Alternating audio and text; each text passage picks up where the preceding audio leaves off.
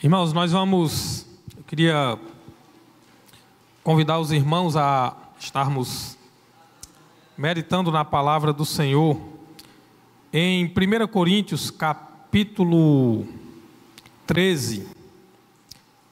Na verdade, o texto começa no último versículo do capítulo 12, 1 Coríntios 12, 31, ou você possa abrir aí na sua Bíblia. Primeira carta do apóstolo Paulo aos Coríntios, no capítulo 12. Seria, na verdade, o versículo 32. Esse texto a gente está no final do capítulo 12, e aí a gente inicia o capítulo 13. É um texto bem conhecido, onde o apóstolo Paulo fala sobre o amor. Ele diz aí no versículo 32... E eu passo a mostrar-lhes um caminho ainda mais excelente. E aí no capítulo 13, versículo 1, ele vai dizer: ainda que eu fale as línguas dos homens e dos anjos, se não tiver amor, serei como o bronze que soa ou como o símbolo que retine. Obrigado. Ainda que eu fale as línguas dos homens e dos anjos, se não tiver amor, serei como o bronze que soa ou como o símbolo que retine. Nesse capítulo tão conhecido, capítulo 13, da primeira carta do apóstolo Paulo aos Coríntios, ele fala sobre o amor, mas ele fala do amor em um contexto, e é importante a gente entender o contexto, porque hoje pela manhã nós falamos sobre o capítulo 12, aqui de 1 Coríntios, e é onde Paulo, escrevendo àquela igreja de Corinto, por isso, carta de Paulo aos Coríntios, então, ele escreve falando sobre os dons do Espírito Santo, a importância dos dons para a edificação da igreja. E os dons, para quem não sabe, os dons são a capacidade, as capacitações que o Espírito Santo nos dá para então nós realizarmos a obra de Deus. Então ali vários, ele fala sobre alguns dos dons, o dom de profetizar, que é o dom de pregar a palavra. Ele fala sobre o dom, a palavra de sabedoria, de conhecimento, e ali ele fala sobre o dom de operação de milagres, e fala também sobre o dom de variedade de línguas, que era muito presente naquele contexto em que eles viviam, onde surgiu ali, desde o acontecimento ali de Atos, capítulo 2, no dia, na festa de Pentecostes, onde o Espírito Santo, então, de maneira milagrosa, faz com que as pessoas ali de várias nacionalidades ouvissem os apóstolos, os discípulos, a pregar o Evangelho, a falar das grandezas de Deus, e cada um entendia na sua própria língua. Então, por isso, o dom de línguas estranhas ou línguas estrangeiras, digamos assim, porque eram pessoas de várias nacionalidades, e eles diziam: nós escutamos cada um de vocês falarem em nossa própria língua. Mas os que falavam eram judeus, eram galileus, eles não falavam aqueles idiomas, aquelas línguas com as quais as pessoas estavam entendendo. Então foi algo milagroso aquela manifestação desse dom de variedade de línguas, que a gente conhece como o dom de línguas estranhas. Muito bem, mas quando Paulo escreve no capítulo 12 falando dos dons do Espírito, ele está falando sobre como que isso acontece, como que o Espírito concede dons às pessoas para que a igreja seja edificada, para que as pessoas então possam entender a palavra de Deus, os propósitos de Deus, e aí mostrando que na verdade toda a atuação é do Espírito Santo. É Ele quem nos dá dons, é Ele quem nos capacita a pregar a palavra de Deus, a transmitir a mensagem de Deus, e a também colocar em prática os dons que Deus dá, os talentos, as habilidades que Deus dá a cada um dos seus servos, como Ele bem quer, para que a sua obra seja realizada. Então, na verdade, tudo que acontece vem da parte de Deus, do seu Espírito Santo. Os apóstolos, até quando eles curavam pessoas, quando milagres aconteciam, eles diziam: olha, não somos nós, não é o nosso poder, é o poder de Deus por meio do seu Espírito Santo que age, que habita em nós e age por meio de nossas vidas. Então, isso é importante para que a gente compreenda que toda a ação de Deus, ela se dá por meio dos seus servos, das suas servas, das pessoas que Deus usa, então, para nos transmitir a sua mensagem, a sua vontade e para realizar a sua obra em nosso meio, em nossas vidas.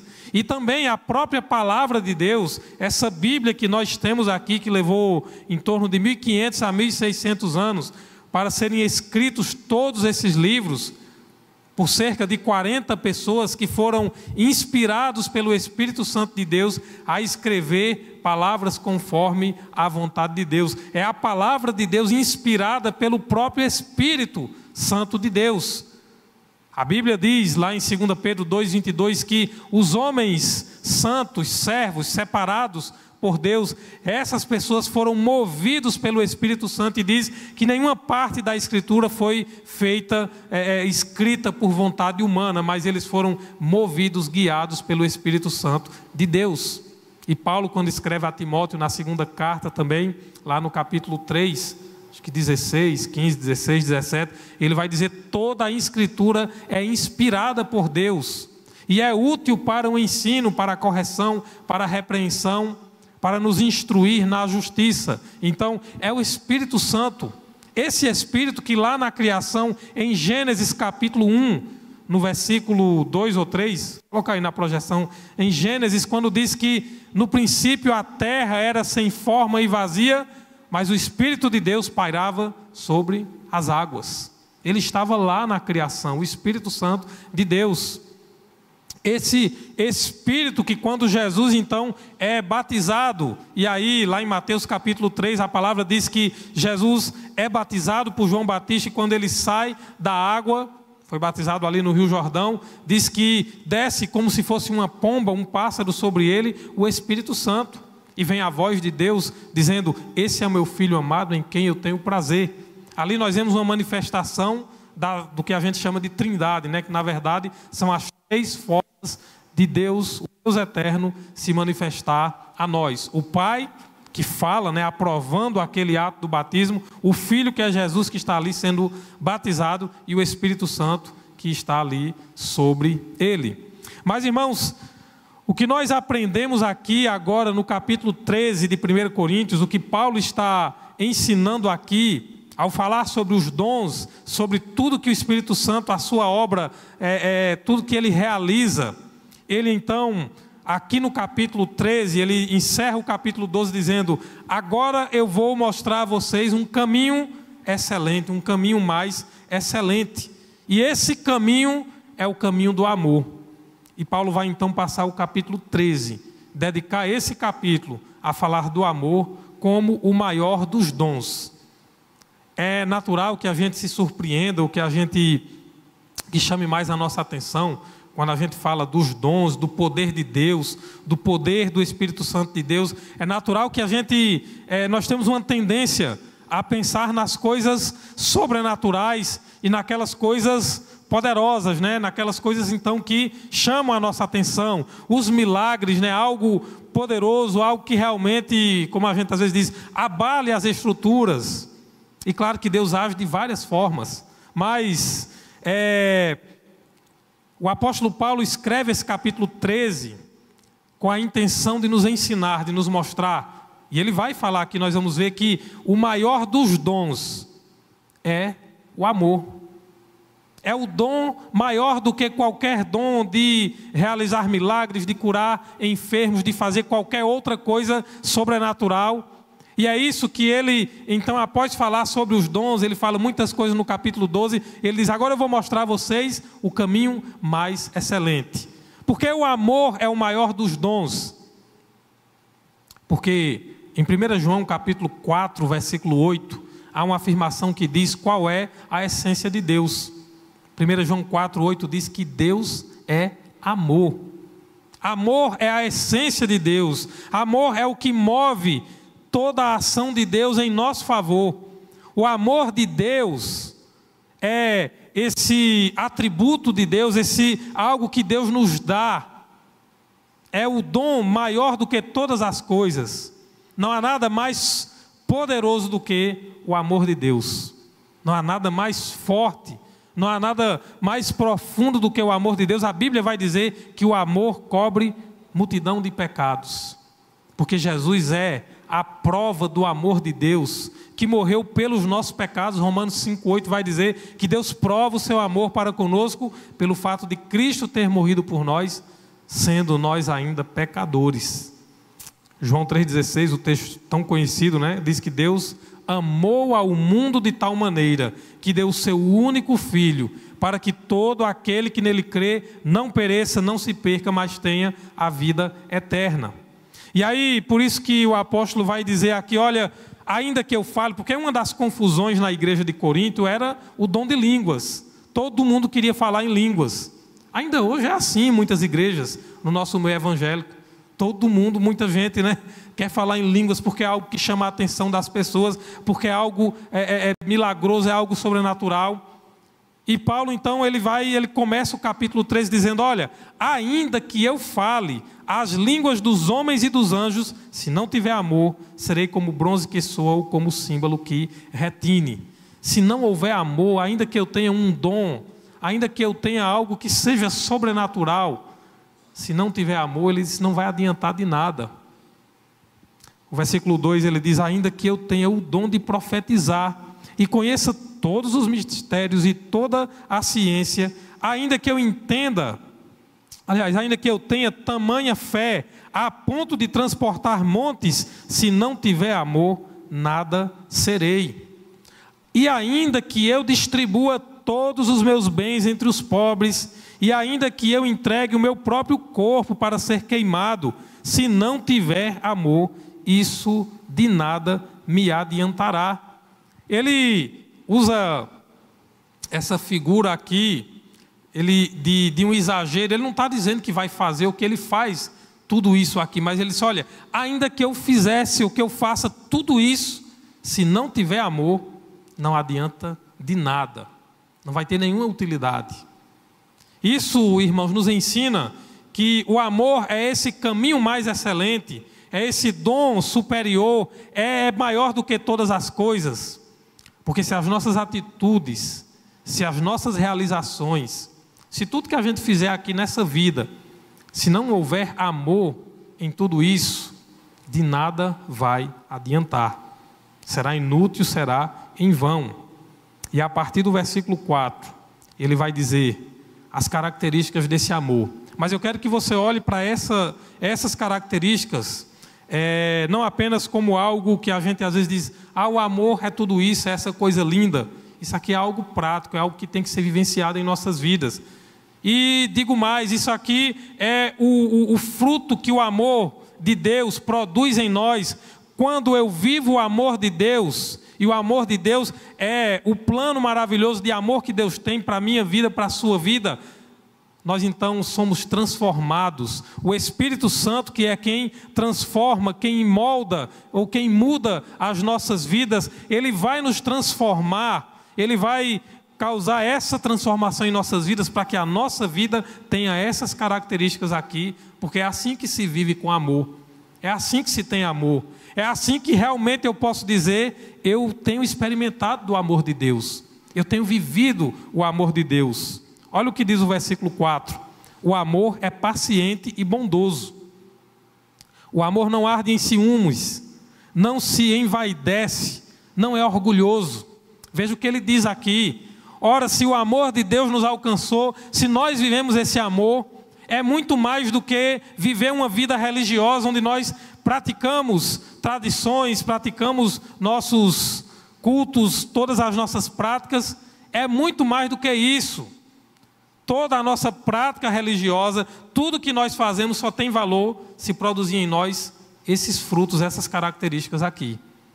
Não adianta eu fazer parte da igreja, eu ser membro de uma igreja, eu ser batizado, eu tomar a ceia, sempre que tem o culto de ceia, eu entregar ali dízimos, ofertas, eu fazer qualquer outra coisa na igreja, eu ser alguém que está aqui de segunda a segunda, servindo em qualquer ministério. Não adianta qualquer prática religiosa, qualquer vida religiosa, se isso não produzir em nós aquilo que o amor de Deus produz.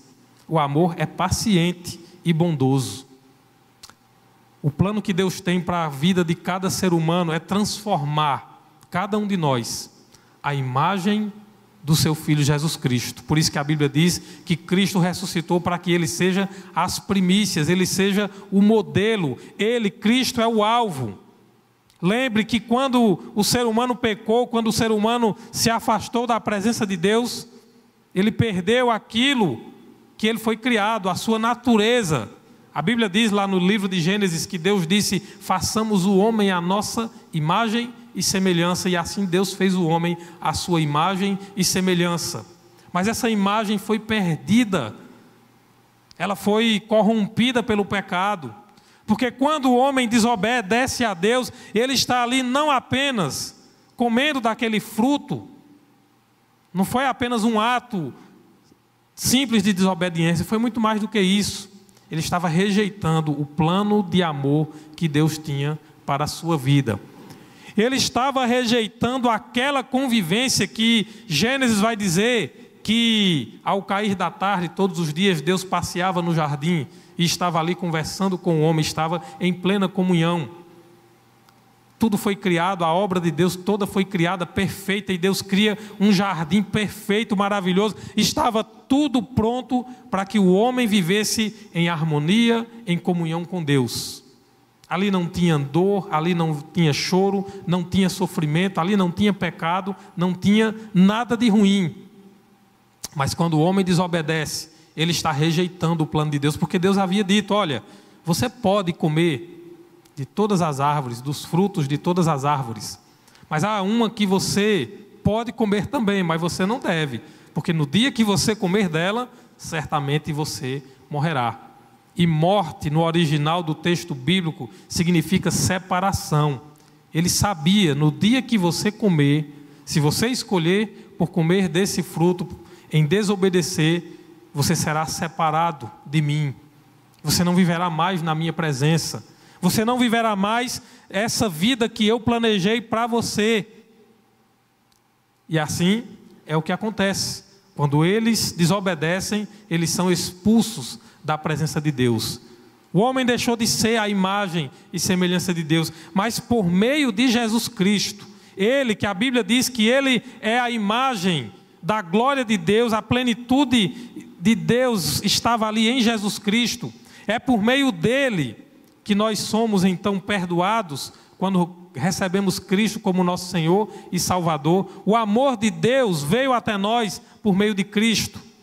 E aí, esse amor de Deus produz em nós essas características aqui. Quando eu tenho Cristo como meu Senhor e Salvador, quando eu aceito o plano que Deus tem de salvar a minha vida e de transformar a minha vida, então é como diz aí o versículo 4.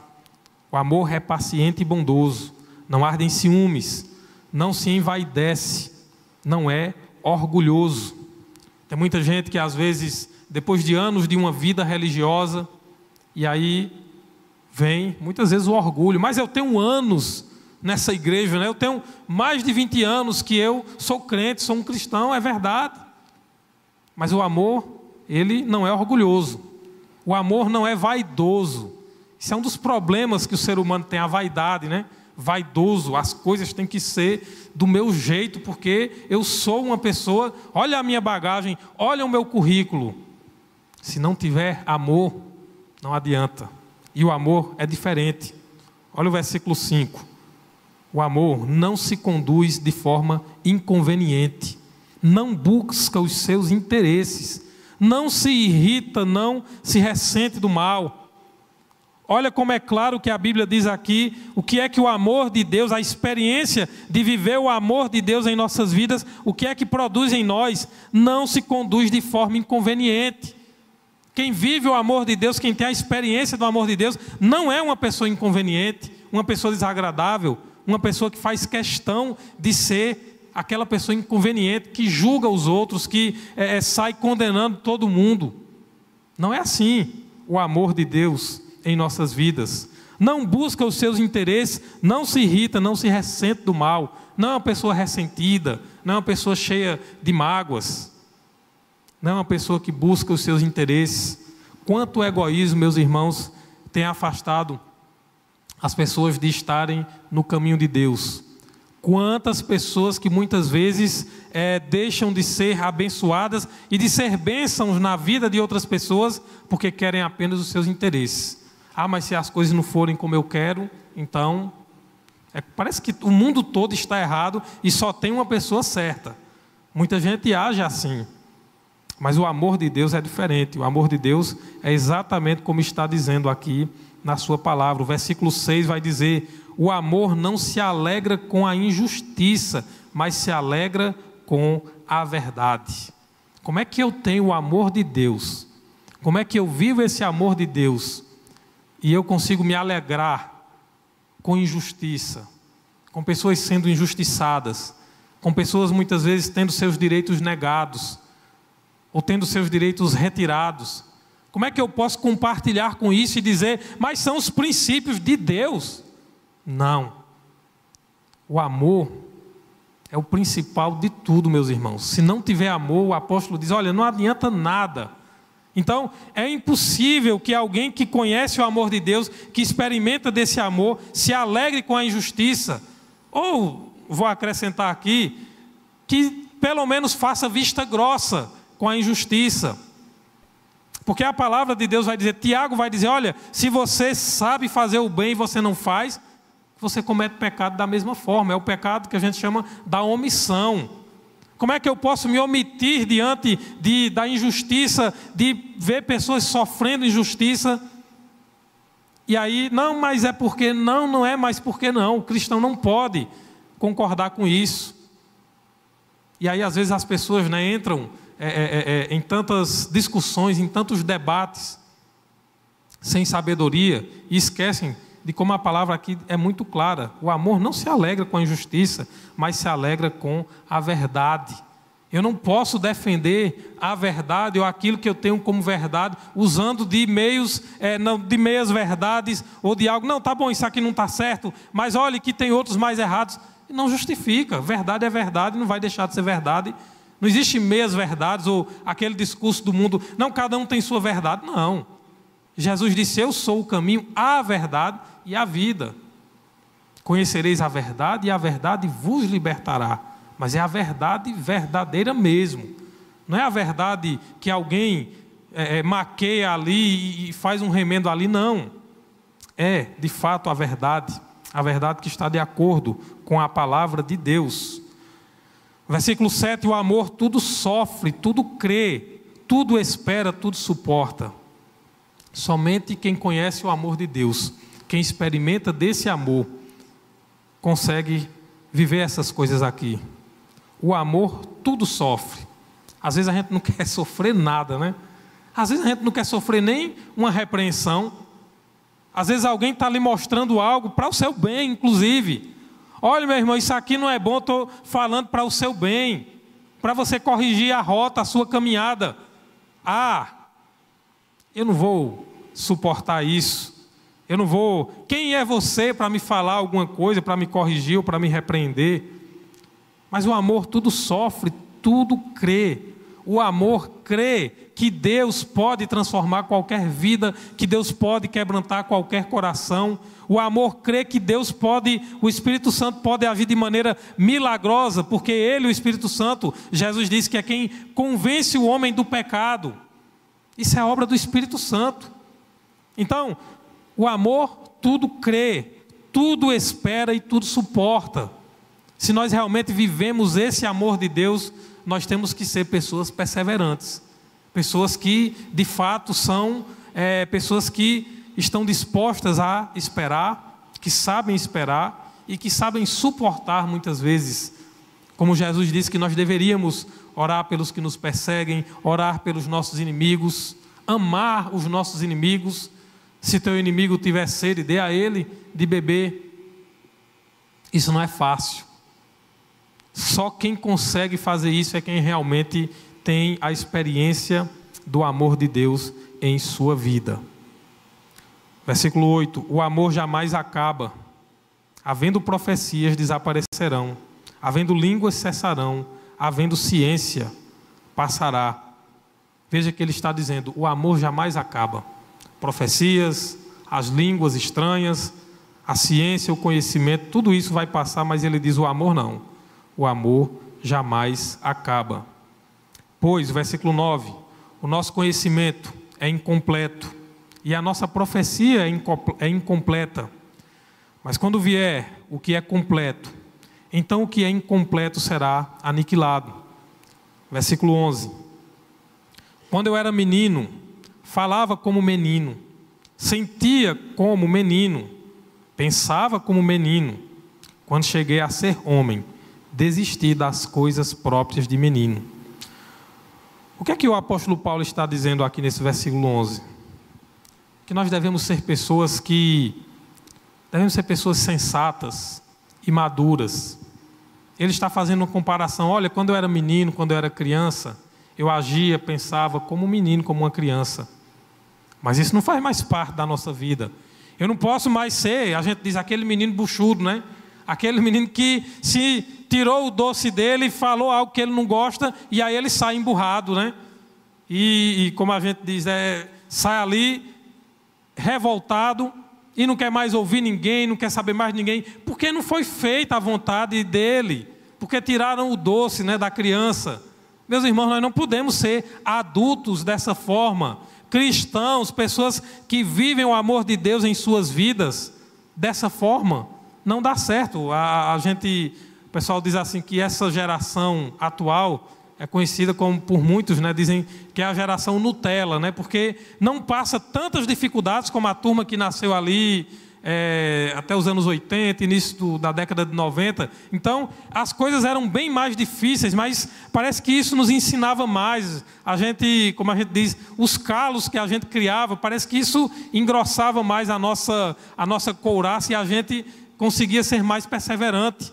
E aí, quando temos uma geração de tanta tecnologia, de tantos avanços, e aí parece que as pessoas são mais sensíveis. E aí a gente vê nos transtornos psicológicos, emocionais, quantas pessoas, adolescentes ainda, às vezes até crianças, né? Transtornos de ansiedade, síndrome do pânico, depressão e tantas e tantas e tantas outras coisas. Nós vivemos um tempo difícil, mas, irmãos, nós não podemos ser pessoas, como diz aqui o texto, como meninos, pessoas imaturas, porque ele está dizendo: olha, o amor tudo suporta, tudo crê. Então, nós que experimentamos o amor de Deus, nós temos que ser pessoas que agem de fato como homens, como mulheres, adultos, como pessoas que vivem esse amor e que transbordam esse amor, transmitem e compartilham o amor de Deus para outras pessoas. É Paulo quem vai dizer que nós devemos exalar o bom perfume de Cristo.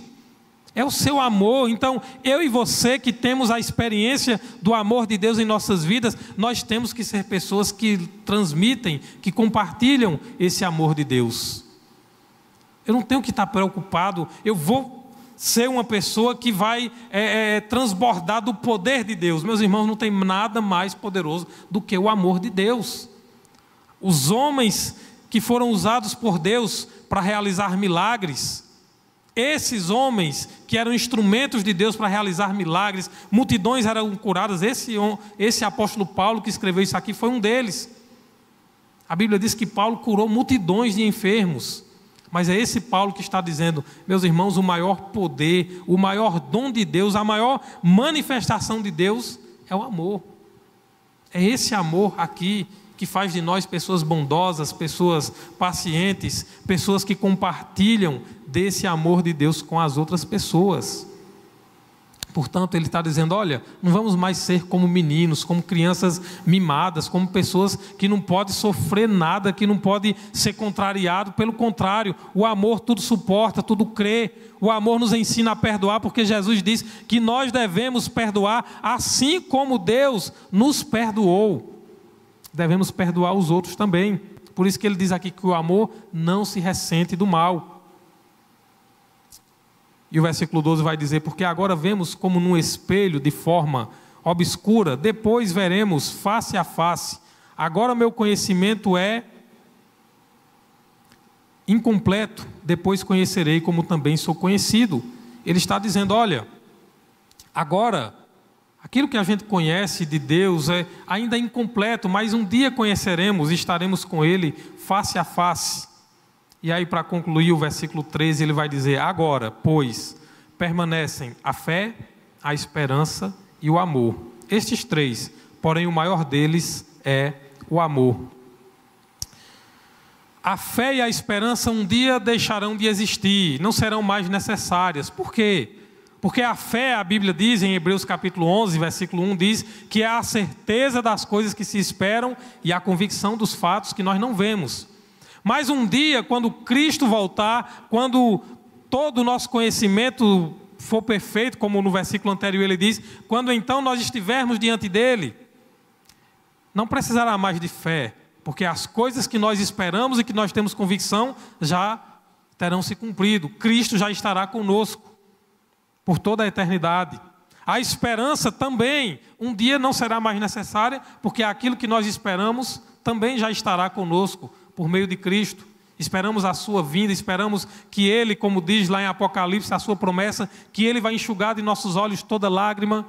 Não haverá dor, não haverá morte, não haverá sofrimento, não haverá mais pecado. Tudo isso que nós esperamos acontecerá, então não precisará mais a gente ter esperança, porque terá se cumprido também. Mas ele diz que o amor permanece eternamente. O amor permanece. Sabe por que o amor permanece? Voltando lá ao livro de Gênesis, porque esse era o plano inicial, esse é o plano original de Deus, que eu e você tenhamos uma vida desfrutando do amor de Deus por toda a eternidade, uma vida de comunhão perfeita com Deus, uma vida plena na presença de Deus. Por isso que o amor, ele vai permanecer eternamente, porque lembre, Deus é amor, a essência de Deus é o amor. Então, meus irmãos, quando nós dizemos que o amor é a coisa principal para nós vivermos aqui, não é simplesmente porque talvez alguém pense, não, é porque vocês não acreditam em outras coisas, né? Nas manifestações do Espírito Santo, em coisas sobrenaturais, não é isso. É porque o amor permanecerá eternamente, é porque ele é superior a qualquer outra coisa, e todas as manifestações do Espírito Santo de Deus, do próprio Deus, sobrenaturais, sejam elas como forem, como a própria palavra ensina aqui, elas só têm razão de ser, e só fazem sentido, só serão realmente de fato algo de Deus, se tiver amor, se for para abençoar, se for para derramar em nossas vidas o amor de Deus, se for para que outras vidas sejam alcançadas pelo amor de Deus. Por isso que o amor é tão importante e é o maior dos dons. A fé e a esperança. Mas, como diz aqui, o maior deles é o amor. É aquele que permanece eternamente. Então, que a nossa experiência com Deus, que nós possamos viver esse amor de Deus em nossas vidas. Que nós possamos experimentar desse amor. O plano que Deus tem para a vida de cada um de nós é um plano de amor. É nos trazer de volta ao seu amor. Eu já disse aqui outras vezes, mas eu não posso deixar de falar que eu gosto muito daquela passagem onde Jesus lamenta sobre Jerusalém e ele diz: Jerusalém, Jerusalém, quantas vezes, assim como a galinha faz com seus pintinhos, eu quis trazer vocês aqui para debaixo de minhas asas, eu quis ter vocês aqui do meu lado. E esse é o plano que Deus tem para a minha vida, para a sua vida, para as nossas vidas. Que a gente viva o amor de Deus, esse amor que nos transforma, que faz de nós pessoas pacientes, bondosas, pessoas que sabem amar, que sabem perdoar, que sabem compreender, pessoas que de fato exalam o amor de Deus. Que nós possamos ser assim e que você possa então buscar cada dia mais no Senhor, viver esse amor, viver esse plano maravilhoso de Deus para a sua vida. Amém? Vamos louvar, depois a gente ora.